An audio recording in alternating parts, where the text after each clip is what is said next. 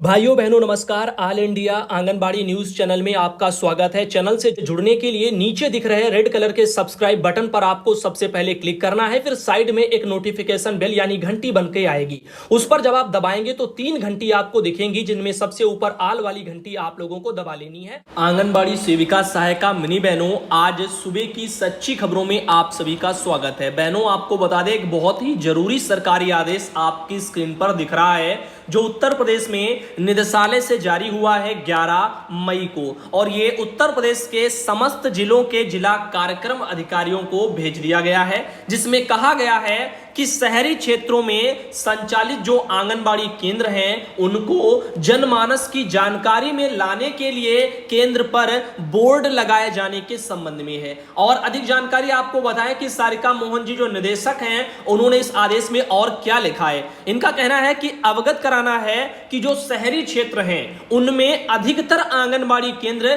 किराए के भवन में संचालित हैं। संचालित आंगनबाड़ी केंद्रों के बाहर प्राय केंद्र स्थल की जानकारी संबंधी बोर्ड न लगे होने से जनमानस को सही जानकारी नहीं हो पाती है। आंगनबाड़ी केंद्र शिक्षा, स्वास्थ्य एवं पोषण संबंधी गतिविधियों का मुख्य केंद्र होता है। आंगनबाड़ी केंद्रों के संचालन स्थल की जानकारी होने से जहां एक और जनमानस को सुविधा होगी, वहीं इससे केंद्रों के संचालन में भी सकारात्मक प्रभाव पड़ेगा। अतः आपको निर्देशित किया जाता है कि समस्त आंगनबाड़ी केंद्र भवनों के बाहर बोर्ड लगवाना सुनिश्चित करें। तो जो भी किराए पर आंगनबाड़ी केंद्र शहरों में चल रहे हैं, उन सब केंद्रों को उनके बाहर बोर्ड लगाया जाएगा आंगनबाड़ी केंद्र का, कि वहां पर कौन सा केंद्र है उसके बारे में सब लिखा जाएगा। आंगनबाड़ी केंद्र का नाम वाम वही सब लिखा जाएगा, इसके लिए एक बोर्ड लगवाया जाएगा। तो एक ये जानकारी निदेशालय से आई है। साथ ही बहनों आपको बता दें,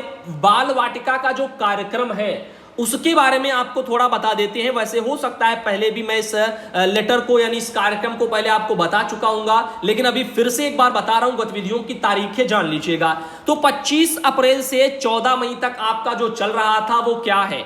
कक्षा 1 में विद्यालय तैयारी गतिविधियां, कैलेंडर में दिए गए सप्ताह 1, 2 और 3 की गतिविधियों का संचालन। ठीक, तो अभी 14 मई तो हो जाएगा। उसके बाद देखो 16 मई से 15 जून तक क्या है। इस वाले इसमें लिखा है ग्रीष्मावकाश है, तो 16 से शायद मुझे लगता है 20 जो है डेट कर दी गई थी ग्रीष्मावकाश की, या मान लो 20 से 16 हुई होगी, जो भी हुई होगी, तो ग्रीष्मावकाश आपका तब तक चलेगा। बाकी देखिएगा उसके बाद 16 से 25 जून क्या होगा, 3 सप्ताह की गतिविधियों को वहां पर फिर दोहराया जाएगा। जो भी 3 सप्ताह की गतिविधियां शुरुआत में आपने अभी कराई हैं, उनको बाद में फिर से 16 जून से 25 जून के बीच में दोहराया जाएगा। 27 जून से 30 जून में क्या होगा, गतिविधि कैलेंडर 4 से 8 सप्ताह की गतिविधियों का संचालन होगा, और 1 अगस्त से 27 अगस्त में गतिविधि कैलेंडर 9 से 12 सप्ताह की गतिविधियों का संचालन होगा, और 1 सितंबर से 15 सितंबर प्रगति आकलन एवं अभिभावकों के साथ में चहक द्वितीय चरण पर क्रियान्वयन होगा। तो इस तरह से आपका आने वाले समय में प्री प्राइमरी को लेकर के ये पूरा शेड्यूल है बाल वाटिका का, जो आप लोगों को आगे फॉलो करना है। तो इसके बारे में आपको मुझे लगा था कि जानकारी आपको देनी चाहिए। साथ ही साथ आपको बता दें कि मध्य प्रदेश शासन में एक सरकारी आदेश आया है, जान करके हैरान हो जाएंगी मध्य प्रदेश की बहनें और बाकी के राज्यों की बहनें। आप सब भी थोड़ा सोचिएगा आंगनबाड़ी बहनों से क्या क्या और कैसे कैसे काम विभाग वहां पर उन पर थोप रहा है। मध्य प्रदेश शासन में एक लेटर आया निदेशालय से 19/4/2022 को, जो कि पूरे मध्य प्रदेश में समस्त जिला के जो है कलेक्टर लोगों को भेजा गया है, पूरे जो है मध्य प्रदेश के डीएम को। यहां पर बोला गया कि पोषण जो मटका है उसके अंतर्गत जन सहयोग से, किसके, जनता के सहयोग से, यानी आपके लाभार्थी क्षेत्रों के उन लोगों के सहयोग से आंगनबाड़ी केंद्रों में पोषण कॉर्नर स्थापित करने के संबंध में है। तो जो पोषण कॉर्नर बनाए जाएंगे उनका जनमानस के सहयोग से उनको विकसित किया जाएगा। अब लोग भैया खुद के पास खाने के लिए नहीं है, अब वो पोषण कॉर्नर बनाने के लिए कैसे बहनों को वहां पर क्या क्या चीजें देंगी। पोषण मटका अभी तक था, उसमें भी जनमानस का सहयोग से पोषण मटका भरा जा रहा था। अब यहां पर आप सोचो, अब आंगनबाड़ी केंद्र में एक पोषण कॉर्नर बनाने के लिए बोला जा रहा है, और इसको अच्छे से समझते हैं। इनका कहना है कि सुपोषित बचपन सुपोषित प्रदेश इसका आधार है। समुदाय सहभागिता से बच्चों के पोषण स्तर में सुधार के लिए बेहतर प्रयास करके वांछित परिणाम प्राप्त किए जा सकते हैं। बच्चों के पोषण स्तर को समान रखने के लिए आवश्यक है कि उनकी बढ़ती उम्र के अनुसार पर्याप्त पोषण उपलब्ध कराया जाए तथा उन्हें भूख लगने पर उनकी पहुंच में खाने योग्य पौष्टिक पौष्टिक सामग्री उपलब्ध हो जिसे वे अपनी आवश्यकता अनुसार सरलता पूर्वक लेकर खा सके, जिसके लिए दृष्टिगत प्रदेश के समस्त आंगनबाड़ी केंद्रों पर सही पोषण, स्वास्थ्य नौनिहाल, समृद्धि बचपन, समाज खुशहाल, ये सब थीम है, इन्हीं पर आधारित एक पोषण कॉर्नर स्थापित किया जाएगा। यानी आपके आंगनबाड़ी केंद्र में एक जो कोना है वहीं पर एक पोषण कॉर्नर उसको बना दिया जाएगा। साथ ही इनका कहना है कि पोषण अभियान के अंतर्गत प्रदेश के सभी आंगनबाड़ी केंद्रों में जो पोषण मटका है वो स्थापित किया जाएगा जन सहभागिता से, यानी लोगों की सहभागिता से। सामग्री जैसे कि उसमें अनाज है वो रखे जाएंगे, फल है, अब फल ज्यादा दिन तो चलेंगे नहीं, खराब भी तो हो जाएंगे। अब कोई मान लीजिए फल देगा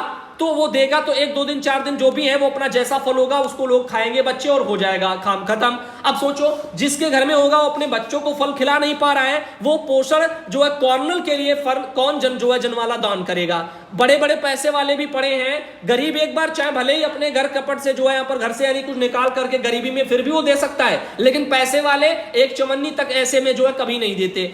यकीन ना हो तो अपने गांव में आप देख लीजिए, उन लोगों को कभी भी कोई सामूहिक कार्यक्रम कराए जाते हैं तो सबसे कम पैसा वही देते हैं जो सबसे ज्यादा पैसे वाले होते हैं। खैर जो भी है, जो होगा सो होगा। इनका कहना है कि इसमें अनाज, फल, साग सब्जियां आदि एकत्र करके कुपोषित बच्चों के परिवारों को अतिरिक्त पोषण के रूप में उपलब्ध कराया जाएगा और पोषण स्तर पर सुधार में इसके निर्देश दिए जाएंगे। यानी पहले सबसे मांगो कि इसमें भैया दान दे दो पोषण मटके में, और इसमें अनाज, फल, सब्जियां जो कोई देगा उसको ले जाकर के कुपोषित जो परिवार के बच्चे होंगे उनके वहां पर उसको जो है दिया जाएगा। अब इस काम को करेगा कौन? आंगनबाड़ी बहनें करेंगी। अब सोचो जिनका काम पढ़ाने लिखाने का है उन पर पोषण वाले काम दिए जा रहे हैं। अब बच्चों को ये पढ़ाएंगी कब? अगर पोषण मटका लेकर के भी तो भीख मांगती घूमेंगी, उसके बाद में कुपोषित परिवारों को ये बांटती फिरेंगी। अब सरकार को अगर कुपोषित परिवारों की चिंता है तो कम से कम उनको उनके परिवार में कुछ आमदनी का जरिया बनाए और उनके पैसे भेजे जाए ताकि वो खुद खरीद करके खा सकते हैं। ये मांगने वाले सिस्टम की जरूरत ही क्या है? ये तो उससे यही सिद्ध होता है कि गवर्नमेंट खुद कुछ देना नहीं चाहती और जनता और जनमानस के सहयोग से ही सब कुछ करवाना चाहती है। वहीं पर खैर जो होगा सो होगा। इनका कहना है कि इसी क्रम में माननीय मुख्यमंत्री जी की मंशा के अनुरूप आपके जिले के अंतर्गत स्थानीय स्तर पर जो है उत्पादित होने वाली जो फसलें हैं जैसे कि गेहूं, चना, चावल, ज्वार, बाजरा, मक्का और जो यहाँ पर कोदो लिखा हुआ जो भी होता होगा, कुदक्की लिखा है, आदि की उत्पादन वाले जो भी माहों में अभियान चलाया जाएगा जन समुदाय के सहयोग से पोषण मटके में अनाज संग्रहण किया जाएगा। अधिक मात्रा में अनाजों का संग्रहण किया जाएगा ऐसा यहाँ पर बोला जा रहा है। तो अधिक से अधिक मात्रा में जब कोई देगा तब किया जाएगा ना, अब जबरदस्ती तो किसी से छीन करके नहीं लाएंगे। और प्राप्त अनाजों से स्थानीय स्तर पर बच्चों के लिए रुचिकर तैयार खाने योग्य जो है यहाँ पर रेडी टू ईट सामग्री जैसे कि लड्डू, मठरी, भुना चना, गुड़, बिस्किट, मुरमुरे, नमकीन आदि तैयार करके आंगनबाड़ी केंद्र में पोषण कॉर्नर स्थापित किया जाएगा। तो अब इन जो भी अनाज टाइप के जो भी सब आएगा इसको आंगनबाड़ी बहनें इकट्ठा करेंगी, पोषण मटके से मांग कर लाएंगी। उसके बाद में इसको जो है अपना घर में इन चीजों को बनाएंगी, बिस्कुट, गुड़, नमकीन, जो भी मुरमुरा, लड्डू, मठरी जो भी बनाए उन सब चीजों को ला करके अपने आंगनबाड़ी केंद्र में एक पोषण कॉर्नर बनाएंगी अपने कोने में और उसमें इन चीजों को स्थापित कर देंगी यानी लगा देंगी। यह पोषण कॉर्नर केंद्र के भीतर चारों कोनों पर बच्चों की पहुंच वाले स्थानों पर स्थापित किया जाएगा, जिसमें खाद्य सामग्री को यहां पर पारदर्शी डिब्बों में सुरक्षित ढंग से रखा जाए जिससे बच्चे भूख लगने पर स्वयं आसानी से निकाल करके खा सके। अब बच्चों को अगर आसानी से जो चीजें मिल जाती हैं वो बच्चे उसका क्या करते हैं ये बताने की आवश्यकता हमें नहीं है, ये आप सब जानते हो क्योंकि आप सबके घर में बच्चे कभी न कभी तो रहे होंगे। तो आप सबको पता है कि बच्चा निकालेगा और सब इकट्ठा खाना शुरू करेगा, चाहे वो खा पाए या ना खा पाए उसको फैलाएगा, यही सब करेगा। अब भैया 3 से 6 वर्ष के बच्चे वो यही तो करेंगे। तो आप सोचिएगा अब इसके बारे में कितने दिन तक ये पोषण कॉर्नर इनका चलेगा। तो यहाँ पर पोषण कॉर्नर में उपलब्ध कराए गए खाद्य सामग्रियों के सेवन के लिए प्रेरित प्रोत्साहित जो उनको किया जाएगा और बच्चे निर्भीक होकर के इच्छानुसार खाद्य सामग्री का उपयोग करेंगे और पोषण कॉर्नर निश्चित ही बच्चे के पोषण को में जो है सुधार लाने में सहायक होगा। तो अच्छी बात है, सोचना समझना अच्छा है, लेकिन ये पैसा अगर गवर्नमेंट ऊपर से देती और चीजों को खरीदा जाता तो ये और बेहतर चल सकता था, क्योंकि किसी चीज को फ्री में लेने के लिए आप कहीं निकलोगे तो मिलने वाली नहीं है। फ्री में लोग पानी तक नहीं पिलाते हैं गर्मियों में और आप यहां पर ये फल सब्जियां और ये अनाज लेने की बात कर रही है गवर्नमेंट। तो आप सोचिएगा इन चीजों को कैसे आगे बढ़ाया जाएगा। बस इस पर ऊपर वाले अधिकारी बहनों पर शोषण के दबाव डालेंगे कि पोषण मटका भरो, ये करो वो करो। आगे देखेगा पोषण कॉर्नर के लिए कम से कम 3 से 4 माह की आवश्यकता अनुरूप कच्ची सामग्रियों का भंडारण करके प्रत्येक बार लगभग 15 दिवस की आवश्यकता के अनुसार खाद्य सामग्री तैयार की जाएगी। सामग्री विशेष की आपूर्ति की निरंतरता सुनिश्चित की जाएगी और आंगनबाड़ी केंद्रों में प्रदायक गर्म पका भोजन तैयार करने में संलग्न जो है स्वयं सहायता समूह के द्वारा जैसे संभव होगा लोहे की कढ़ाई का उपयोग किया जाएगा। समुदाय में भी इसके उपयोग के लिए प्रचारित किया जाएगा। तो भैया आजकल जो चल रहा है स्टील जो भी है, हंडालियम या जो भी बोला जाता है जस्ता वस्ता, उस सबको दूर फेंको क्योंकि ये वैसे भी गलत चीजें हैं। आप जो भी खाना बनाते हैं आप खाना बनाइए लोहे की कढ़ाई में, तो ये सबसे बेस्ट है और इसमें लेटर में भी यहां पर दिया गया है। वैसे हर कोई जो भी जानता है वो शायद यूज करता हो। वैसे ही हमारे घर में खुद ही चीजें रखी हैं, लेकिन ज्यादातर यूज कौन सा होता है, लोहे वाली कढ़ाई होती है। ये मैं आप लोगों को रियलिटी बता रहा हूं, बाकी आप लोगों ने हो सकता है ब्लॉग हमारे देखे हो, अगर मैंने कुछ बनाया होगा तो आपने देखा भी होगा। सुपोषित मध्य प्रदेश की संकल्पना को साकार करने के लिए पोषण कॉर्नर जन सहभागिता से एक जन आंदोलन का स्वरूप ले सकेगा। ऐसा यहां पर एक प्रयास जो है मध्य प्रदेश में हो रहा है और पूरे मध्य प्रदेश में चलेगा। अशोक शाह हैं अपर मुख्य सचिव मध्य प्रदेश शासन में, उनकी ये पहल है। पहल बहुत अच्छी है, इसमें कोई शक की बात नहीं है, लेकिन ये जो इसका इंतजाम है वो जनमानस की बजाय थोड़ा इसमें वित्तीय सहायता विभाग सरकार को करनी चाहिए थी ताकि ये योजना सुचारू रूप से चल पाए। मैं चाहता हूं ये चले क्योंकि इससे काफी लाभ मिलेगा, लेकिन वहीं पर बच्चे भी लालायित होंगे पढ़ने के लिए जब चीजें वहां पर रखी होंगी। लेकिन अब ये चीजें अगर बहनों पर ही प्रेशर स्वरूप बन जाएंगी तो दिक्कत करेंगी, क्योंकि यहां पर इसका वित्तीय कोई भी वहन करने का चीज नहीं दिया है। जनमानस पता नहीं लोग देंगे कि नहीं देंगे और कितना देंगे, तो इससे फायदा क्या होगा।